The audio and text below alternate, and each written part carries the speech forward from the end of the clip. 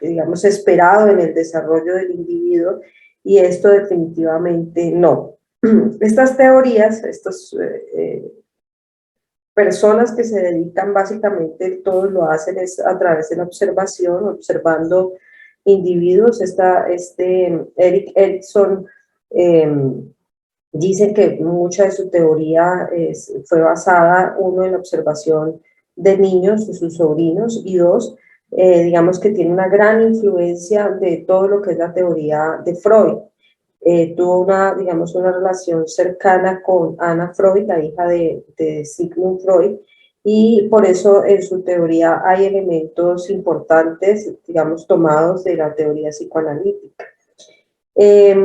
A través de la observación, estos individuos dicen, bueno, vamos a mirar que hay cosas comunes en el desarrollo de un individuo, y tratemos, y trata pues como de organizar esto diciendo estas características se presentan en todos y es lo que nos permite llegar a un comportamiento esperado. Entonces, por eso es importante conocerlas. Me Muchachos, ¿se confirman fue el en el audio? chat si están viendo una diapositiva que dice Erik Erikson.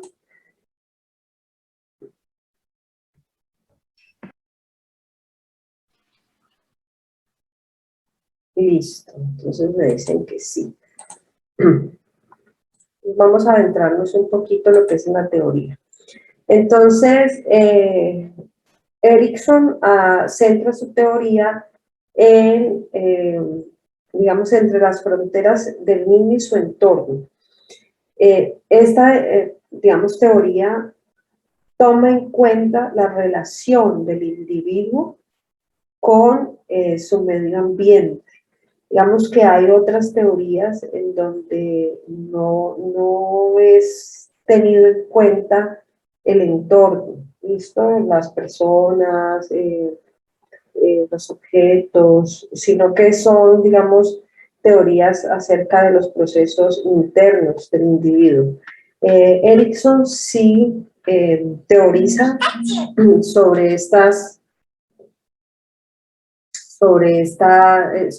fronteras. El principio, digamos, como principal sobre el que se basa la teoría, y ojo porque digamos que este principio a veces lo preguntan en los exámenes, es el principio epigenético. Él toma este término, epigénesis, de la embriología.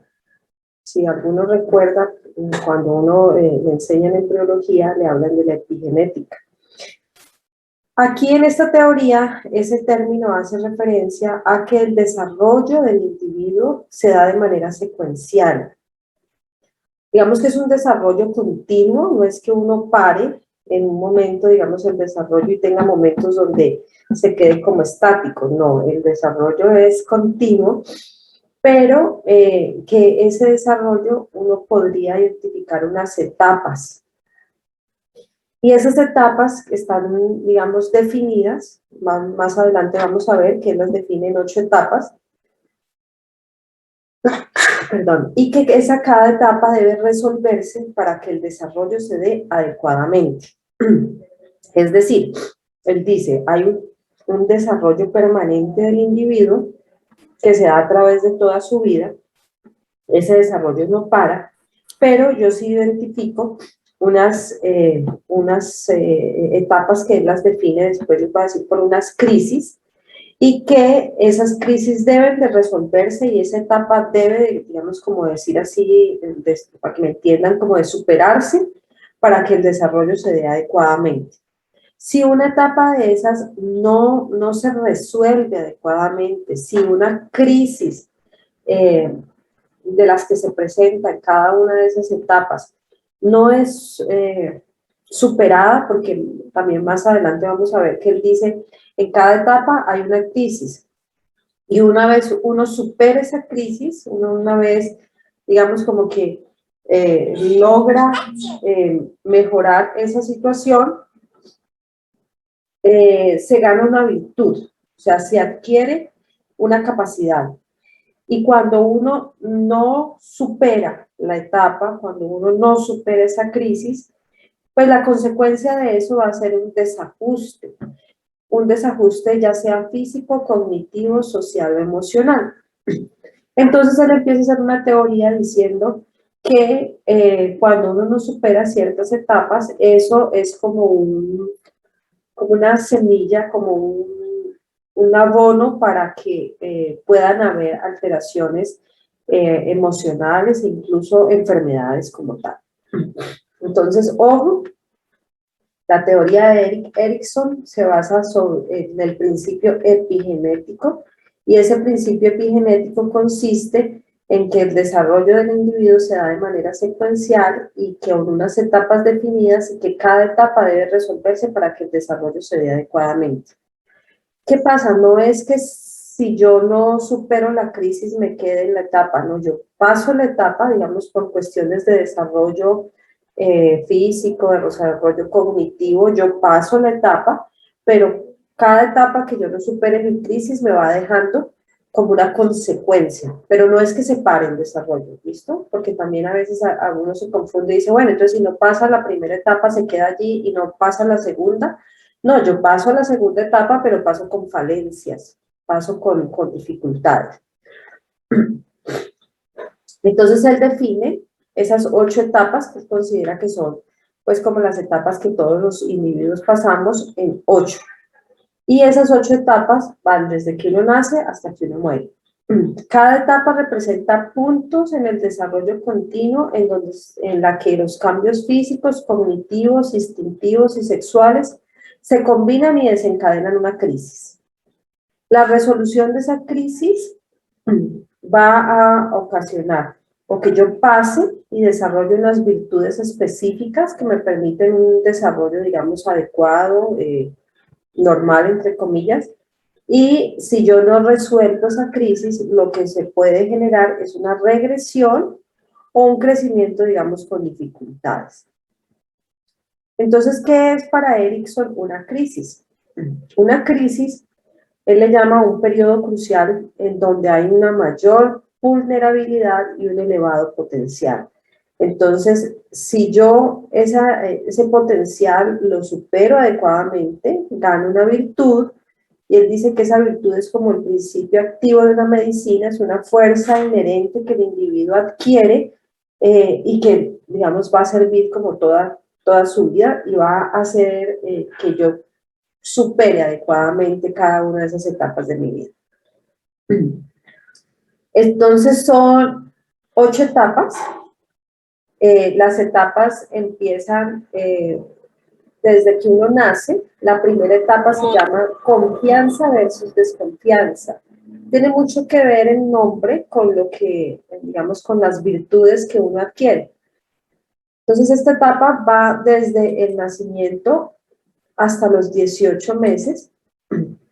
Si ahorita yo les comparto las diapositivas, no hay ningún problema para el que las necesite. Entonces va desde el nacimiento hasta los 18 meses. Si ustedes tienen hijos, si tienen hermanitos, si tienen sobrinitos, si tienen, digamos, como un bebé a su alrededor, imagínense un bebecito en sus primeros meses de vida.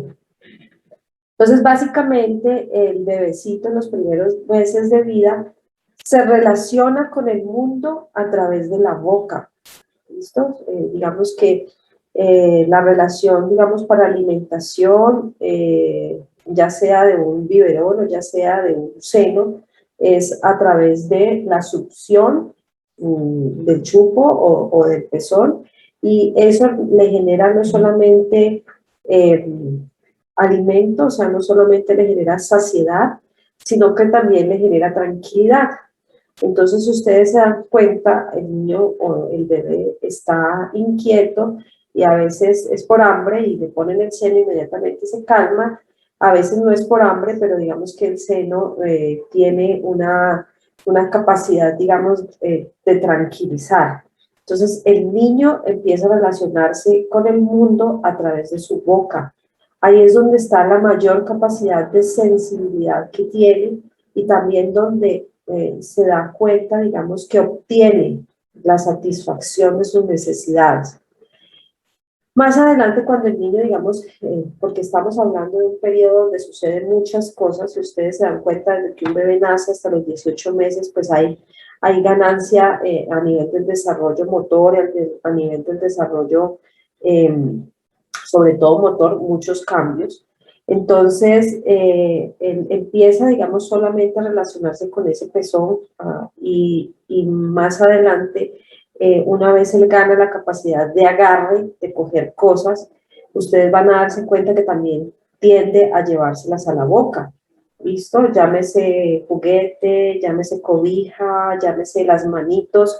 Entonces la relación de ese individuo se da a través de la boca y en la boca el niño, digamos el individuo lo que obtiene es la capacidad de obtener.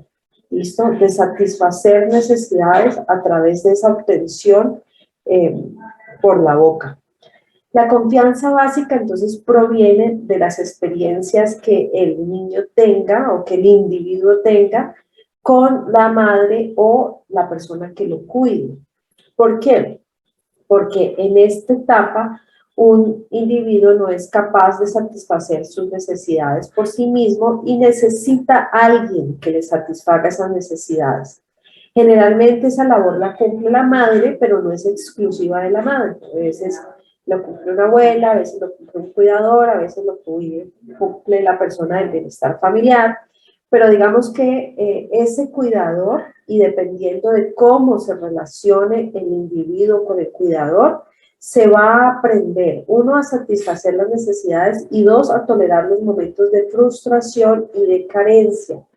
Por eso, digamos que cuando uno habla del desarrollo emocional, por ejemplo, de los individuos que no tienen un cuidador adecuado, llámese que su mamá está enferma, llámese que es un niño no deseado, entonces no es cuidado, llámese que es un individuo cuidado, por ejemplo, por alguien en un bienestar familiar, por una madre sustituta que tiene 8 niños a su cargo.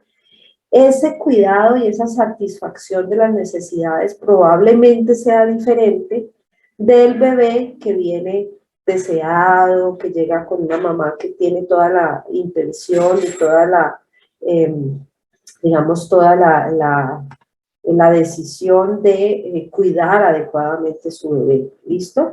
Digamos que esa relación de satisfacción de necesidades pues probablemente se dé de muchísima mejor manera en una madre comprometida o en un cuidador comprometido que en uno no tanto.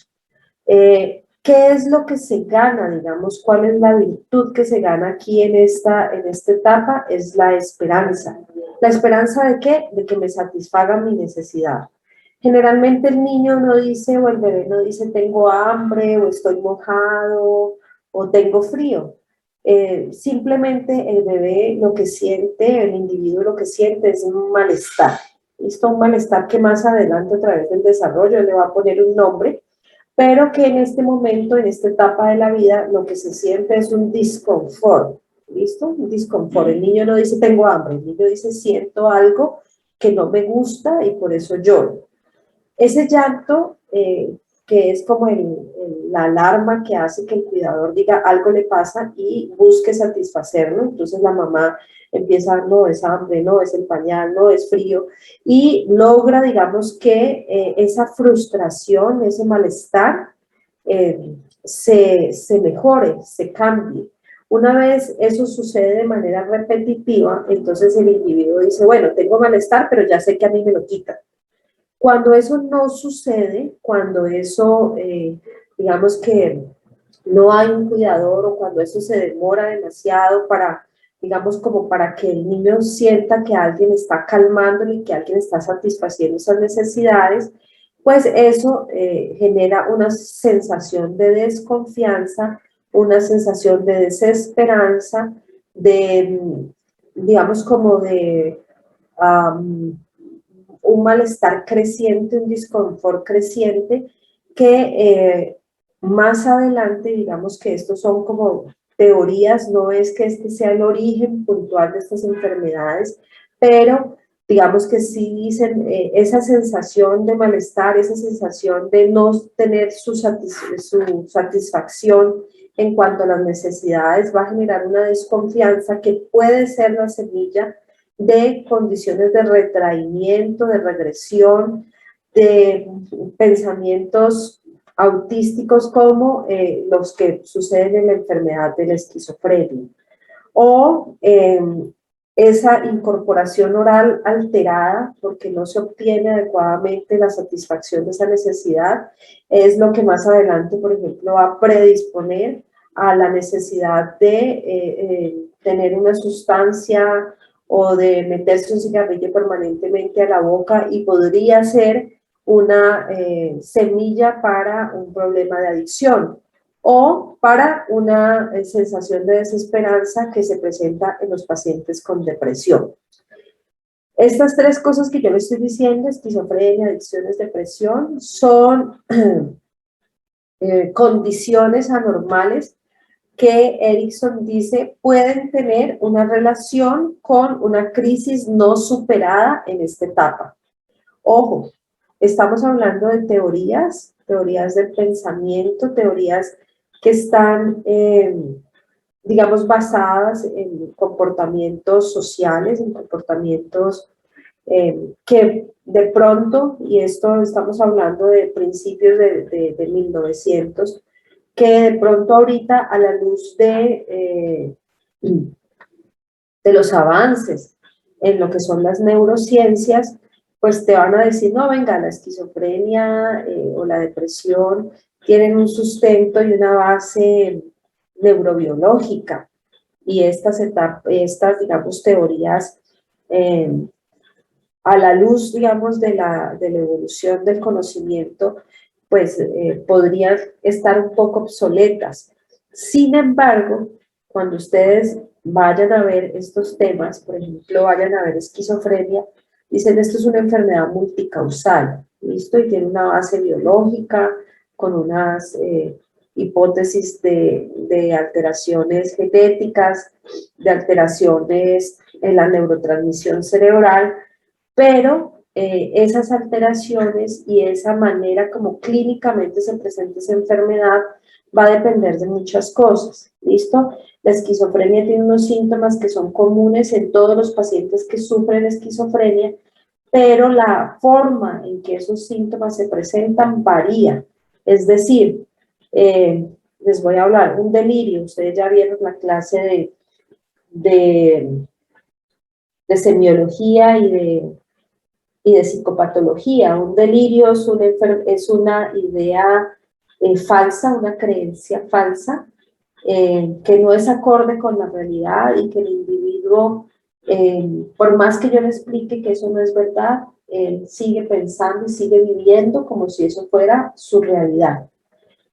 Un delirio en un paciente con esquizofrenia se puede presentar de una manera, y otro paciente con el mismo diagnóstico va a tener un delirio con unas características diferentes. Digamos que generalmente esos delirios no son iguales, a pesar de que el paciente tenga el mismo diagnóstico.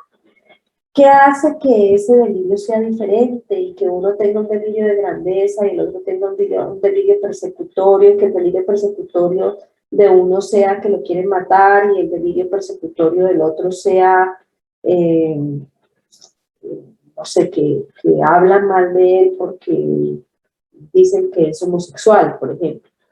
Esa diferencia en la manera en cómo se presenta la enfermedad sí tiene y probablemente tenga que ver con esta historia del desarrollo del individuo, porque el desarrollo de cada uno, a pesar de tener unas etapas definidas que tienen, digamos, un nombre que uno supone que van pasando de una misma manera, cada etapa es vivida por el individuo de manera diferente. Diferente porque el cuidador es diferente, diferente porque el entorno cultural, social, es diferente. ¿Listo? Entonces, cuando no se supera esta etapa, se supone que pueden haber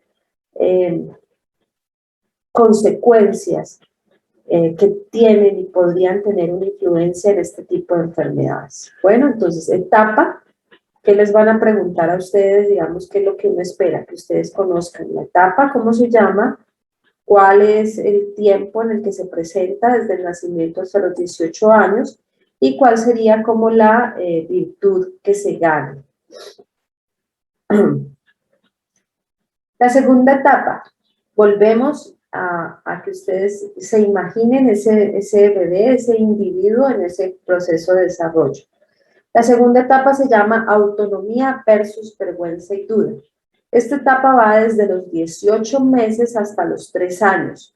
Ojo, yo digo 18 meses y 3 años no significa que a los 3 años y un día el niño esté en la otra etapa. ¿Listo? Estamos hablando de un continuo desarrollo y estamos hablando de que para cuestiones de teoría él pone unos límites, pero estos límites no son unos límites como que yo paso como una pared, como que yo paso de esta pared y ya estoy en la otra.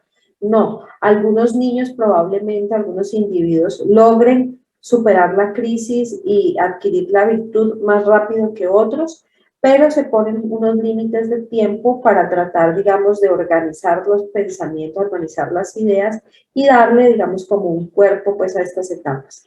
Entonces estamos hablando desde los 18 meses hasta los 3 años.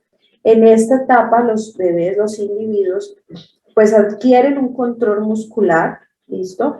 Entonces son capaces de manejar sus brazos, de manejar su marcha, entonces generalmente son niños que ya caminan. Además empieza a lograrse un control de esfínteres, ya sea vesical y anal, y a desarrollarse el lenguaje, o sea, la capacidad de expresarse, ¿listo? El lenguaje verbal y el lenguaje también, pues digamos, por señas, pedir algo señalándolo.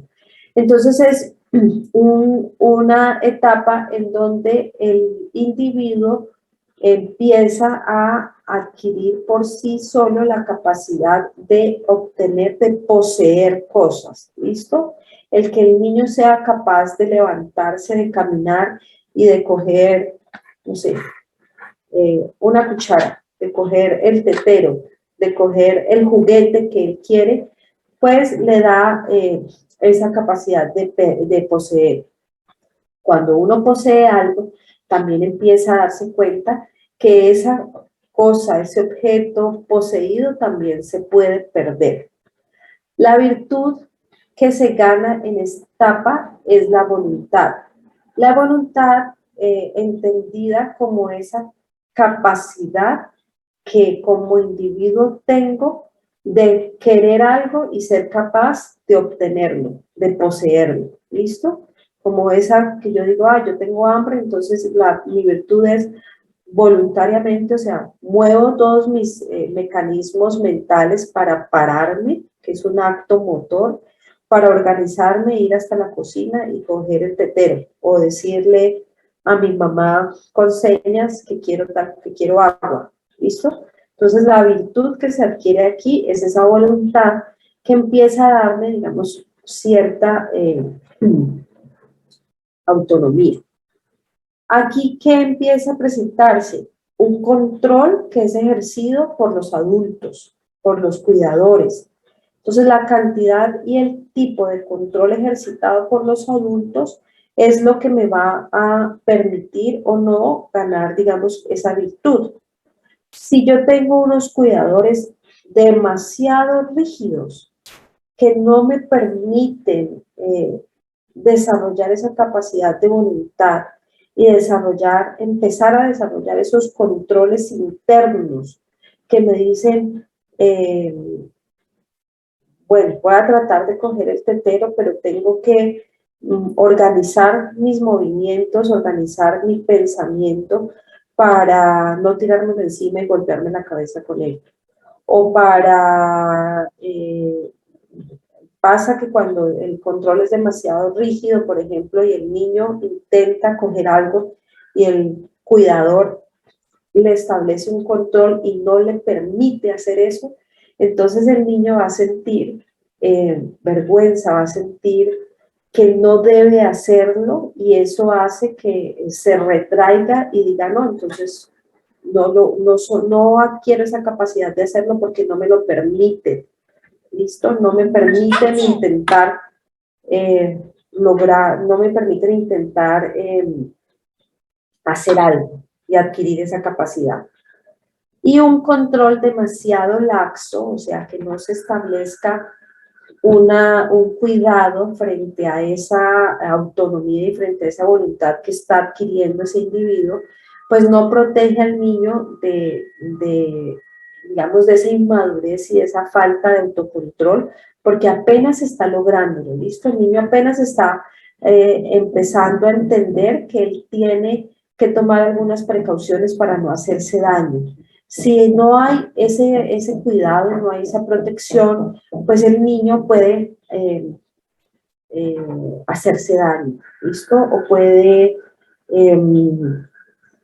sentir, digamos, que puede tomar decisiones y hacer lo que él quiera y que cuando usted le vaya a poner control, sienta tanto malestar que tenga una pataleta o que tenga, digamos, una sensación de frustración que no pueda manejar. Entonces, en esta etapa tienen dos cosas muy importantes que se necesitan para su desarrollo. Uno, un adecuado control, un adecuado, digamos, desarrollo físico en cuanto al control muscular, en cuanto al desarrollo del lenguaje.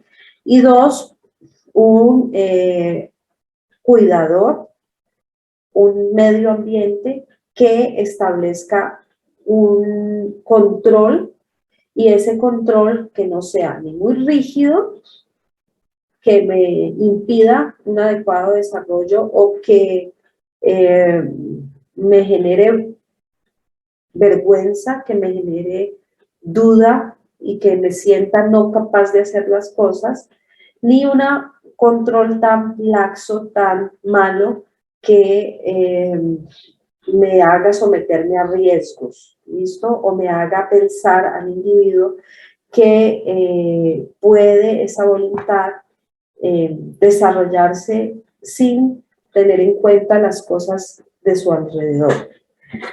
Cuando este control se establece de demasiado rígido o demasiado laxo, sobre todo cuando es demasiado rígido, los individuos tienden a tomar unas actitudes de perfeccionismo y de inflexibilidad que están descritas o que se pueden ver en enfermedades como el trastorno obsesivo compulsivo. Vuelvo y les digo, no es que el trastorno obsesivo compulsivo tenga su origen en esa crisis que no se superó, sino que hay elementos en esta enfermedad y hay características clínicas de esta enfermedad que pueden estar relacionadas con no superar esta crisis de manera adecuada.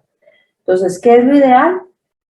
Un cuidador que le permita al individuo desarrollar esa capacidad de voluntad, esa virtud de voluntad, esa capacidad de obtener, de poseer las cosas, con una supervisión en donde yo no me haga daño, pero que sí se me permita intentar, que sí se me permita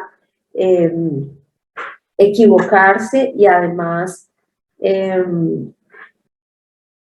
que esa equivocación no sea tenida como un freno o una incapacidad para volverlo a hacer.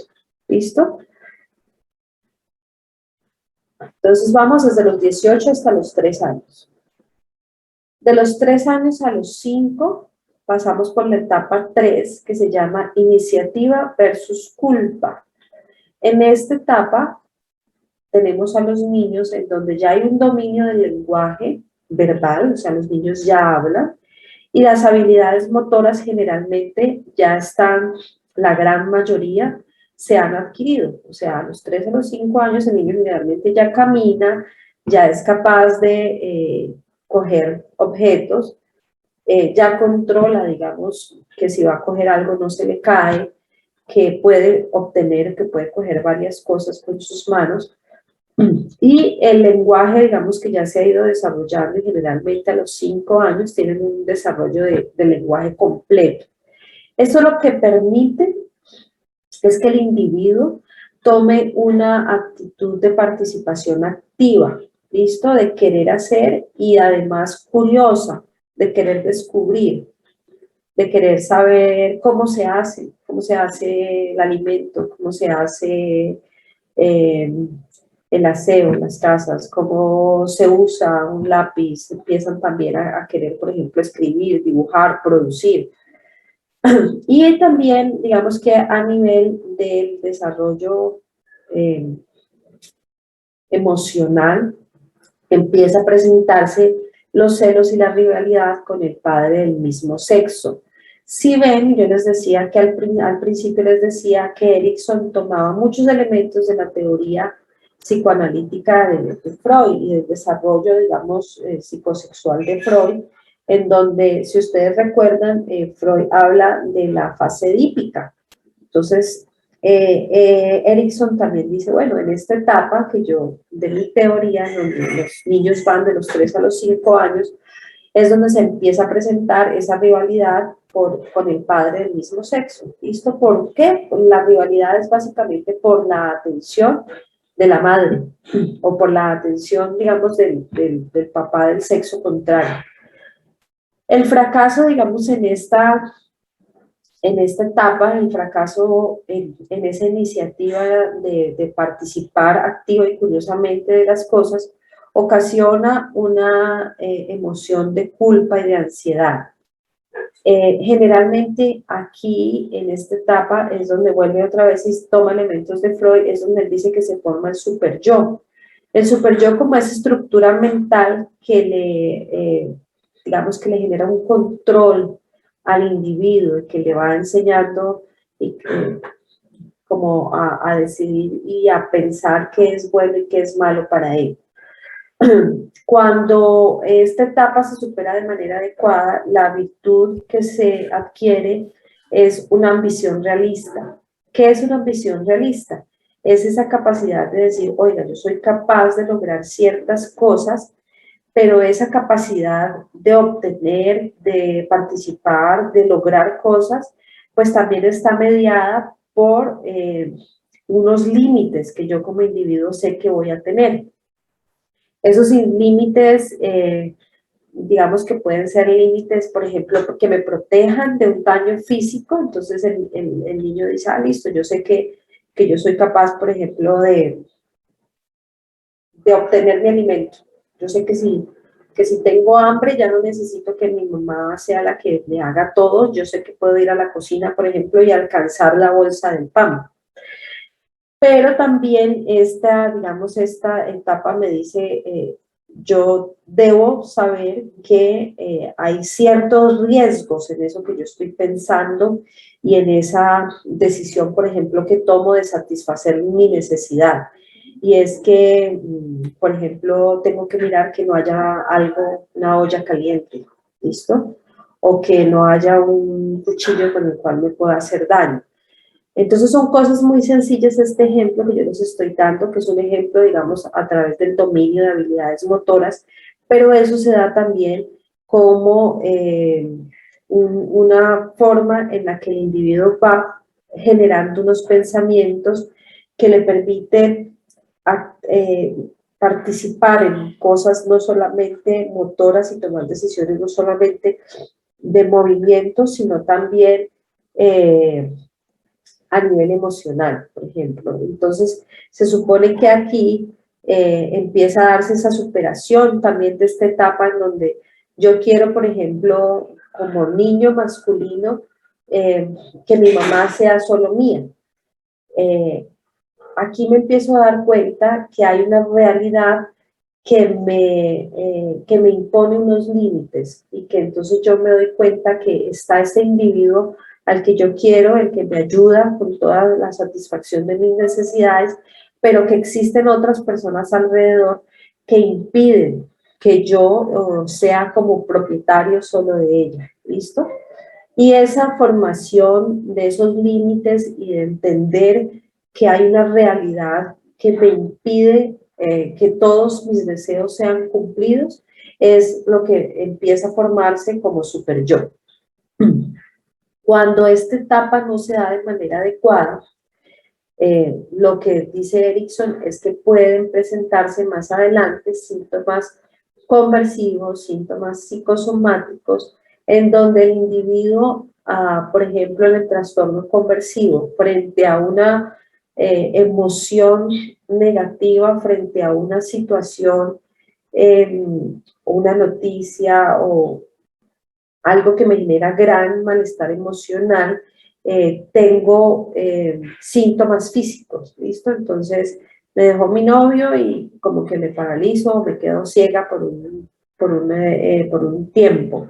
Entonces él dice que acá en esta etapa podría haber semillas que me expliquen esos síntomas que se presentan en las personas con trastorno conversivo. Vamos en los 5 años. De los 5 años hasta los 13, o sea que estamos hablando de un niño ya casi entrando en la adolescencia, empieza la cuarta etapa que se llama laboriosidad frente a inferioridad. El descubrimiento en esta etapa es que el individuo se da cuenta que él es capaz de producir, ¿listo? Y que ese producir le genera una satisfacción. ¿Producir qué? Soy capaz de hacer un dibujo y el hacer ese dibujo me genera una emoción positiva, ¿listo? Soy capaz de jugar con otras personas y de ganar, por ejemplo, ¿listo? De producir una emoción de éxito. Esto lo que va a, esta etapa, la virtud en la que uno va a ganar es la virtud de la competencia. La competencia como la capacidad de ser competente, o sea, de ser capaz de lograr algo y además de compararme pues con el otro, ¿listo? Así como yo soy capaz de hacer un dibujo, ya generalmente en este momento ya los niños están en una etapa donde están escolarizados y están socialmente con otros individuos pares, entonces también empiezo a compararme. Y si yo no encuentro esa virtud, y si no gano esa virtud adecuadamente, y si no me preparo adecuadamente para esta etapa, empieza a desarrollarse el sentimiento de inferioridad. Entonces, si no siento satisfacción por eso que produzco, o si no soy capaz de producir, en esa comparación que hago con el otro, me siento mal, me siento inferior. Cuando esa virtud de la competencia, como la capacidad que yo entiendo yo soy capaz de hacerlo, y cuando me comparo con el otro me doy cuenta de que lo hago bien, cuando no supero eso, puedo adquirir una visión conformista del mundo. No soy capaz, pero no me importa ni hago nada para superarlo. ¿Listo? Entonces, digamos que esa visión conformista del mundo no la describe como asociada como a ninguna enfermedad, sino probablemente como una característica de la personalidad del individuo. Vamos en los 13 años, empezamos entonces esta etapa que es de la adolescencia hasta el adulto joven, que es la etapa 5 que se llama identidad frente a confusión de roles. En esta etapa, Erikson dice que el individuo tiene una preocupación por cómo se aparece ante los ojos de los otros y la comparación de cómo se siente que es uno. Entonces, Erikson es uno de los que habla con gran, digamos, abundancia de lo que son las crisis de identidad. Él es uno de los que empieza, y eso es un término que todavía usamos bastante, y es un término que de pronto ustedes han escuchado, que el adolescente dice, no, es que está en una crisis de identidad o está en una crisis de rebeldía, dicen los padres. Entonces, en esta etapa, el individuo le preocupa mucho cómo lo ven los demás, ¿listo? ¿Qué opina el otro? ¿Qué opina el par? Sitúense en un jovencito de 14 o de 15 años en donde quiere tener lo que los demás tienen, quiere hacer lo que los demás hacen, y que si no lo puede hacer y si es criticado por el otro, se siente realmente muy mal, ¿listo? Digamos que de aquí en esta etapa y en la crisis que se sucede en este tiempo es donde tiene tanta importancia situaciones actuales como el bullying, como, digamos, todo este proceso de definición de género, ¿listo? Y de aceptación de una sexualidad, de exploración de una sexualidad. Entonces, el fracaso en esta etapa, el fracaso en lograr esta identidad, me lleva a obtener una identidad poco sólida, a sentirme fuera de lugar, a sentirme confundido, digamos, a tener esas crisis que clínicamente son bien importantes a nivel del desarrollo del individuo. Ahí él describe, y él es uno de los primeros que dice, venga, hay crisis y hay comportamientos que se presentan en esta etapa que hacen parte, digamos, de esa superación de la crisis y que podrían, digamos, ser algo que se supera y algo que no se considera una enfermedad, sino una etapa normal, digamos así. Entonces aquí habla Erikson de la identificación del individuo con pandillas, con cultos o con héroes. ¿Por qué? Porque el individuo siente que en un grupo, por ejemplo, a ver, no sé, un grupo, en mi época le decían, por ejemplo, grupo como los emo. Entonces, el individuo siente que hay pares, que hay individuos que tienen los mismos gustos, que les gusta la misma ropa, que les gusta leer lo mismo, que se comportan de cierta manera, y eso les hace sentirse y aparecer frente a los otros de una manera adecuada. Así los papás les parezca que no es, que no les gusta cómo se viste, que no les gustan los que leen, que no les gusta lo que escuchan, hace parte de esa resolución de la crisis que el individuo se siente identificado con estas personas. Y generalmente cuando esta etapa se pasa de una manera adecuada, el individuo adquiere esta, digamos, fidelidad, la virtud de la fidelidad consigo mismo, o sea, es una identificación, es una decir yo soy, adquiero y comprendo cómo soy, comprendo y acepto y decido que tengo ciertos gustos, que tengo ciertas, que es mi forma de ser y decido libremente ser fiel y ser leal a eso. Independientemente, entonces ahí cuando uno supera adecuadamente esta etapa, es que uno dice, así yo me estoy identificada con los emo, y los emo, digamos, algunos deciden autoagredirse, entonces se cortan con unas cuchillitas porque ellos se sienten en momentos muy tristes y dicen que quieren cortarse. Así yo haya pasado por esa etapa, cuando supero esto y me doy cuenta que no, por eso se necesita haber pasado bien por las otras etapas, porque yo ya tengo un super yo adecuado y digo, no, esto no es algo que sea bueno para mí, yo decido que a pesar de que me identifique con ellos, no va conmigo y decido y tomo decisiones libres y soy leal a esas decisiones. Entonces supero esa crisis, supero esa etapa y generalmente a los 21 años y en la etapa siguiente yo ya no tengo una identificación con esos grupos de pares tan grandes. Cuando eso no sucede y cuando el individuo se queda en esta etapa porque no es capaz de transcurrir adecuadamente, pues sí se suelen encontrar problemas, por ejemplo, de delincuencia,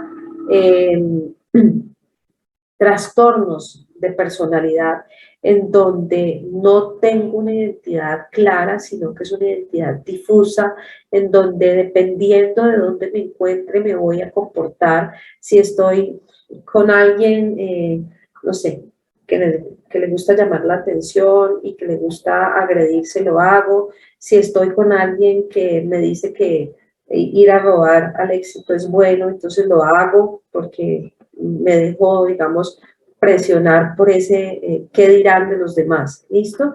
Eso sucede cuando generalmente el individuo no transcurre adecuadamente por esta etapa. La autoidentificación a través del enamoramiento es porque generalmente en esta etapa el individuo empieza, digamos, a relacionarse con personas con las cuales se siente atraído de manera sexual y generalmente las personas con las que uno establece ese tipo de relaciones le gustan, a uno le atraen porque uno empieza a reconocer cosas que le gustan y a autoidentificarse con ese otro, ¿listo? Por eso es que a uno hay personas que les gustan y hay personas que no, porque uno encuentra características de lo que es propio de uno en el otro. Vamos ya en un adulto joven, vamos ahorita desde los 21 años hasta los 49 años. Estamos hablando de un adulto. En esta etapa se llama intimidad frente a aislamiento. Intimidad descrita como la capacidad para adquirir y honrar compromisos. Generalmente en esta etapa es donde se establecen relaciones de pareja más estables y donde digamos, el individuo se concentra en amar al otro y trabajar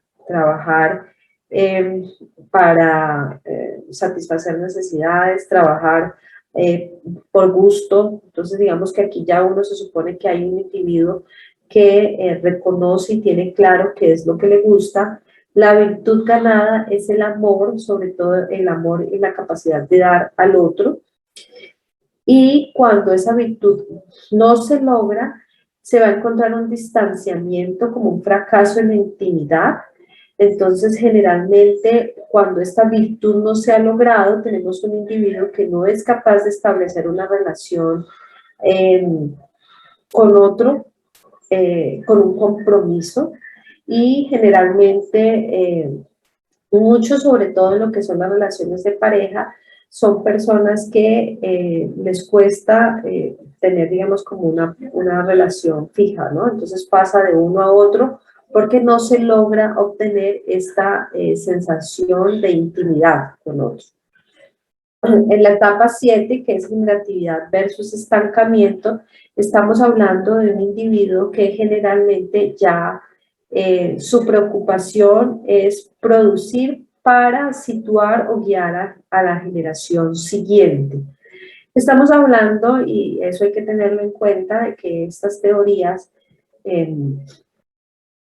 pues fueron hechas en donde culturalmente había como un esperado, ¿no? Un esperado en que a la edad donde estaba, o en la época donde estaba Erikson, generalmente la mayoría de personas tenían familias, tenían hijos. Entonces, ahorita ustedes se van a encontrar que hay muchas personas que no quieren tener hijos, que no quieren establecer una familia, y que entonces de pronto algunas de estas, digamos, elementos y de algunas de estas ideas que Erikson plantea, pues empiezan a tener una dificultad en situarlos, ¿listo? Porque, por ejemplo, aquí cuando hablan de guiar y situar a la generación siguiente, él habla mucho de la posibilidad y de la preocupación por dejar algo para los hijos, por ejemplo. ¿Listo? Llámese el cuidado de otra persona, cuando estamos hablando de hijos, llámese económicamente la necesidad de producir y dejar un patrimonio, aunque, digamos, él hace una salvedad de que no necesariamente tiene que ser la preocupación de situar o guiar a un hijo como parte de esa generación siguiente, sino que también puede ser hablando de una generación siguiente como el mundo en general, ¿ya? O sea, como cuidar y producir un conocimiento que le sirva a la generación, al individuo, a las personas que vienen más jóvenes detrás mío. La virtud ganada aquí en esta etapa, de los 40 a los 60 años, es la virtud del cuidado, Y cuando eso no se supera y no se adquiere de manera adecuada, pues empiezan a presentar los pseudo compromisos, los estancamientos, generalmente estancamiento a nivel de trabajo, a nivel económico, a nivel de desarrollo de, digamos, de pareja, y que puede verse también cuando esto no sucede de manera adecuada, por ejemplo, infidelidades, cuando hay una relación de pareja y se supone que usted está ya en una etapa de generatividad, usted no está con esta confusión, digamos, que a veces son las que generan las infidelidades. Ya como última etapa, es la etapa de los 60 años hasta la muerte, es donde el individuo pues es un adulto mayor, estamos hablando ya de la senectud o de una persona anciana, y estamos hablando de la integridad, la etapa se llama integridad frente a desesperación. Hay una aceptación del ciclo de vida, hay una aceptación de la posibilidad y de la cercanía de la muerte. La virtud que se gana es la sabiduría, y generalmente la persona que ha pasado adecuadamente por todas estas etapas del desarrollo no teme a la muerte. Generalmente es alguien que está satisfecho con su vida, digamos que generalmente cuando se ha transcurrido adecuadamente por esto, el individuo dice, yo hice lo que tenía que hacer y estoy, digamos, viviendo esta etapa de mi vida con tranquilidad. Cuando estas etapas anteriores no se han dado de manera adecuada, se puede presentar, uno, ese temor a morir por no haber cumplido con lo que se quería, y ese sentido de desesperanza, porque se sabe además que ya se va a morir uno y que ya no hay tiempo como para cumplir con lo que no se cumplió en el resto de las etapas. Esas son las 8 etapas. Esta es una diapositiva, digamos, de resumen, en donde les recuerdo que la teoría de Erikson es una teoría psicosocial, porque estamos hablando del desarrollo psicológico y del desarrollo social del individuo, en donde él establece 8 etapas que van desde que el individuo nace hasta la muerte. Estas etapas tienen unos límites, ¿listo? Unos periodos de tiempo. Les recuerdo que los periodos de tiempo se establecen aquí, digamos, con un límite que en la realidad no es un límite fijo, pero que para, digamos, fines de teoría, porque por eso estamos hablando de teoría, y para fines académicos, pues Erikson los establece, digamos, como si fueran rígidos, ¿no? De 0 a 18 meses, de 18 a 3 años, de 3 años a 5, de 5 a 13, de 13 a 21, de 21 a 40, de 40 a 60 y mayores de 60. Cada etapa tiene un nombre, él le da un nombre, es importante que los tengan en cuenta. Confianza versus desconfianza, autonomía versus vergüenza y duda. Estos nombres son importantes porque aquí están como las claves de cuál es la virtud y cuál es la crisis que se supera en esta etapa.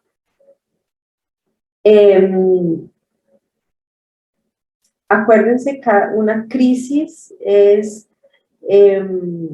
entendida como un momento de esta etapa en donde se desarrolla una vulnerabilidad y un potencial de desarrollo. Si esa crisis es superada adecuadamente, se desarrolla una virtud. Si no es superada adecuadamente, se genera una vulnerabilidad, una regresión o un retraimiento del individuo. Y lo del principio epigenético es que Erikson dice que este desarrollo se da secuencialmente y que la alteración o el no superar la crisis de cada una de estas etapas puede o genera siempre un desajuste. Un desajuste en la parte puede ser, no necesariamente tiene que ser en todas, pero puede ser un desajuste en la parte cognitiva, en la parte emocional o en la parte social. Esos desajustes son los que en las diapositivas están descritos como, por ejemplo, adicciones. Entonces, ese desajuste, el no superar esta etapa de manera adecuada, puede predisponer más adelante a una alteración o un trastorno, como por ejemplo una adicción.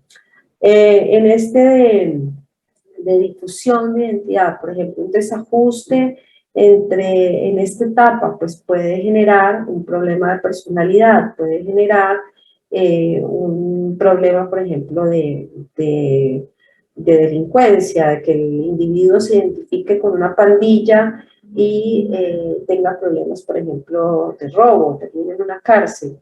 Entonces, esos son como los desajustes que se obtienen o que se tienen cuando el individuo no supera adecuadamente la crisis que supone cada una de estas etapas. Recuerden por favor que Erikson toma elementos de la teoría de Freud, de pronto incluso algunos hacen unos paralelos y dicen, venga, la etapa oral de Freud corresponde a la etapa de confianza versus desconfianza de Erikson. Listo, estamos hablando de la relación a través de la boca, de la succión, de la satisfacción de necesidades por el otro, por la mamá. Entonces, digamos que pueden uno encontrar cierto solapamiento entre conceptos de estas teorías. Recuerden que estas teorías las enseñamos y es necesario que ustedes las lean, las aprendan, las tengan en mente porque estamos hablando y en el desarrollo de este curso y del curso siguiente de psiquiatría empezamos a hablar de enfermedades que se dan en el individuo y que tienen síntomas a nivel cognitivo, a nivel social, a nivel emocional, en donde es bien importante entonces saber de dónde se sacan esos conceptos de desarrollo y de comportamiento humano. En general, esta exposición, esta información, está tomada de la bibliografía, es la sinopsis de Kaplan. No sé si de pronto el coordinador del curso se los pasó, si no, pues se puede conseguir en internet, si no lo tienen, alguien me puede escribir, yo con mucho gusto se las paso en la sinopsis de Kaplan. Kaplan es como el Harrison de nosotros, es el libro, digamos, como el texto base. El libro Kaplan, el textbook, es bien grande, son dos tomos bien gorditos, pero digamos que a nivel de instrucción que ustedes están, la sinopsis es un buen libro de consulta. Bueno, la sinopsis es un buen libro y de ahí es donde se sacó la bibliografía de esta exposición. Preguntas, dudas. Preguntas, dudas.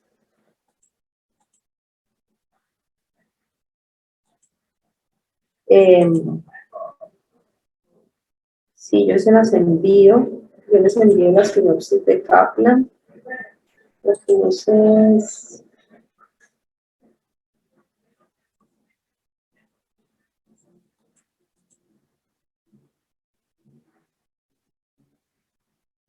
¿alguna duda, alguna pregunta?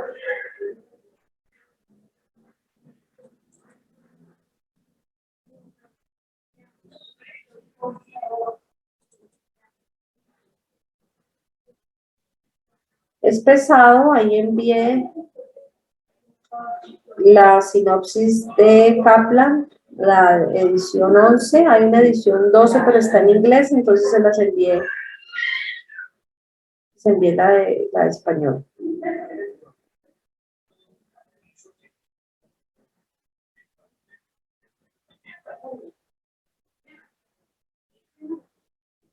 Bueno, alguien me pregunta, dice, para que una persona tenga una vulnerabilidad en la etapa 8, sí o sí tuvo que haber otras vulnerabilidades en etapas pasadas. Generalmente sí.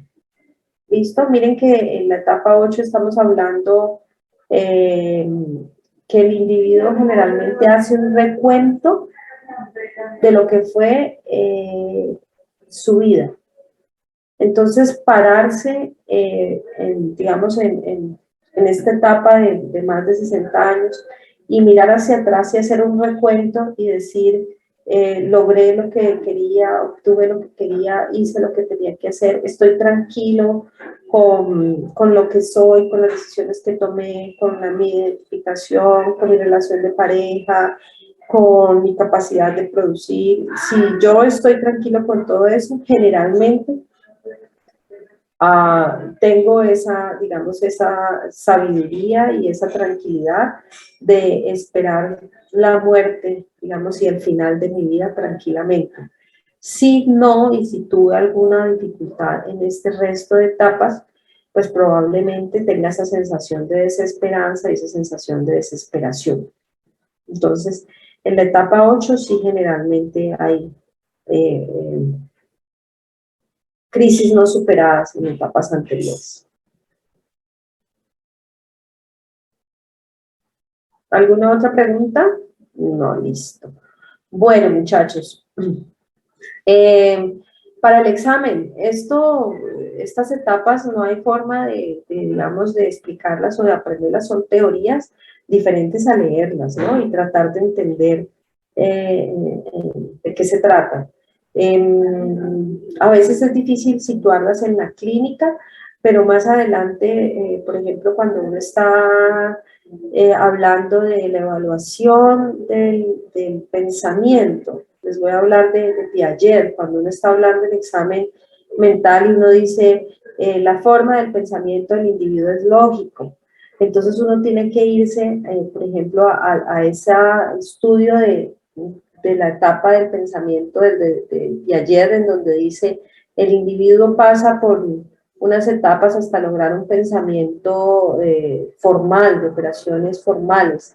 Entonces se da cuenta de dónde salen esos conceptos de que algo está adecuado o normal o de que algo está que es inapropiado, ¿listo? En la evaluación del comportamiento del individuo. Yo creo, yo creo que yo con ustedes no tengo más revisión de teoría. Ya nos veríamos con los que vayan a votar en el grupo conmigo. Bueno, yo no sé por aquí, espérense, yo veo, por aquí también se les puede enviar la presentación, ¿cierto? Por si alguien la necesita.